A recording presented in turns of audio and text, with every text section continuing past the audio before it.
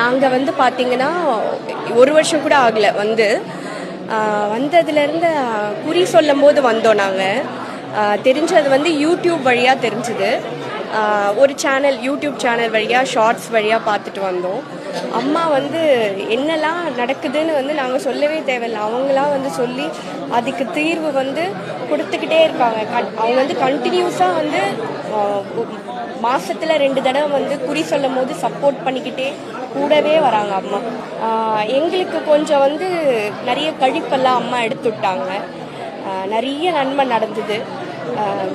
அம்மா வந்து சொல்ல முடியாத அற்புதம்லாம் நடந்தது. இங்கே இந்த கோவிலில் வந்து நம்ம என்ன நினைக்கிறோமோ அது அம்மா வந்து அவங்க வாயால் சொல்லிடுவாங்க. அதை வாயால் தீர்த்து வைப்பாங்க.